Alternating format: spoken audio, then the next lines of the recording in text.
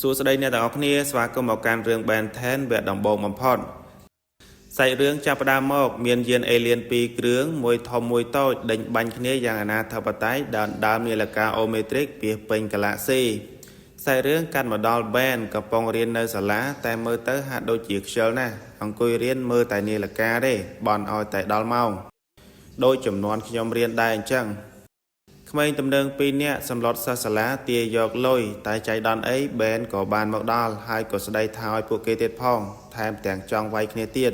តែទីបំផុតអ្នកទាំងពីរត្រូវបានព្យួរលើដើមឈើទៅវិញលោកតារបស់គេនិងក៏ Ben បានមកយក Ben ចេញពីសាលានិងជិះឡានមកស្នាក់នៅក្នុងព្រៃមួយកន្លែងអាហារពេលយប់របស់ពួកគេមានដង្កូវមួយចានធំតែគ្មានអ្នកណាហ៊ានញ៉ាំទេយានទាំងពីរនៅតែបន្តដេញបាញ់គ្នាអាយានធំត្រូវមួយគ្រាប់តែអាយានតូចវិញគឺថាត្រូវខ្ទេចខ្ទីនិងដាច់មួយកំណាត់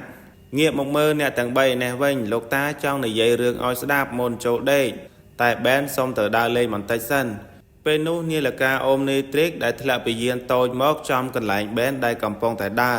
Ben ឆ្ងល់ក៏ចូលទៅមើលឃើញថាជានាឡិកាចម្លែកមួយគ្រាន់តែលោកដៃចូលនាឡិកានឹងគឺថាហក់តោងដៃ Ben ជាប់តែម្ដង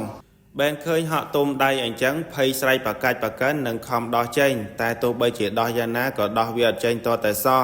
ក៏ចាប់ផ្ដើមចុចលិចចុចកាតក៏คล้ายទៅជាហេរ៉ូភ្លើងមួយហើយនឹងភ័យស្រែកប្រកាច់មួយសារទៀតហើយព្រោះថាខ្លួនរបស់គេនឹងគឺថាសុទ្ធតែភ្លើងតែម្ដង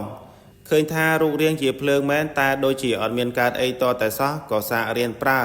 មានណាឆេះព្រៃពេញហ្នឹងឯងពីអ្នកតានឹងចៅឯនេះឃើញភ្លើងឆេះអញ្ចឹងក៏ទៅពន្លត់ក៏វ៉ែនមកដល់អត់ដឹងថា Ben ក៏ដាក់មួយធុងហ្គាសពងប៉ើងទៅចង់ 2000 គីឡូម៉ែត្រក្នុង1វិនាទី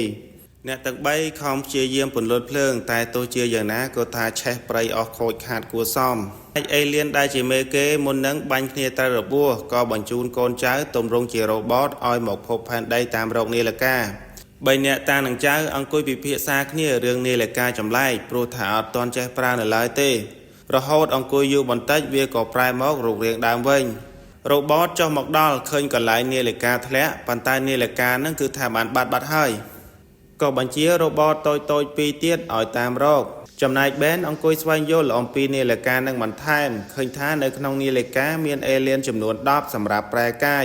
ហើយក៏ចាប់ដើមរៀនប្រែកាយបណ្ដើរទៅ Ben ចូលមកក្នុងព្រៃក៏បានជួបនឹងរ៉ូបតក៏វាយវាកំទេចចោលហើយនឹងប្រែកាយមកជាមនុស្សធម្មតាវិញតែពេលហ្នឹងមានរ៉ូបតមួយគ្រឿងទៀតបានមកដល់ល្មមបំរុងនឹងបាញ់ Ben ចោលតែក៏ស៊ីមួយប៉ែរបស់កាវ៉ែនខូចបាត់ទៅ3នាក់តានឹងចៅកំពុងអង្គុយពិភាក្សាគ្នាទៀតហើយនៅក្នុងឡានតែមានព័ត៌មានថាមានរ៉ូបតដ៏ធំមួយកំពុងអុកឡុកនិងមានគ្រោះថ្នាក់មែនទែនដល់ប្រជាជន Ben ក៏និយាយថាដោយសារតែគាត់និងនាឡិកាទើបធ្វើឲ្យមានគ្រោះថ្នាក់អញ្ចឹងក៏សម្រេចចិត្តទៅជួយដល់មនុស្សទាំងនោះដោយប្រែកាយទៅជាអេលៀនមួយទៀតដែលមានឈ្មោះថា Diamond Head Ben ដូចមកឲ្យរ៉ូបតវាយអញ្ចឹងព្រោះថាគាត់អត់ចេះប្រើនិងអត់ទាន់ស្គាល់ពីជំនាញហេរ៉ូនីមួយៗនៅឡើយទេសំណាងល្អព្រោះថា Hero Diamond Head មួយនឹងពិតជាតាន់និងធន់ខ្លាំងមែនទែនវាយយ៉ាងណាក៏វាមិនអីដែរវាយយូរទៅ Ben កាន់តែស្វែងយល់អំពី Hero នឹងនិងជំនាញរបស់វាបន្តិចម្ដងរហូតអាចកម្ចាត់ Robot មួយនឹងបានចំណែកអាមួយមេគេណាកំពុងសម្រាប់ព្យាបាលនិងខឹងខ្លាំងមែនទែនព្រោះថាយកនាឡិកាមកវិញអត់បានអ្នកទាំងពីរកំពុងរៀបចំអីវ៉ាន់ដាក់ក្នុងឡានតែអត់ឃើញ Ben សោះបន្តិចក្រោយមកឃើញមានដីហុយពងពេញផ្លូវនោះដោយសារតែ Ben ប្រែកាយទៅជា Hero មួយទៀតដែលមានល្បឿនលឿនមែនទែននិងជួយរៀបចំអីវ៉ាន់តែមួយប្រូចគឺថារួចជាស្រេចតែម្ដង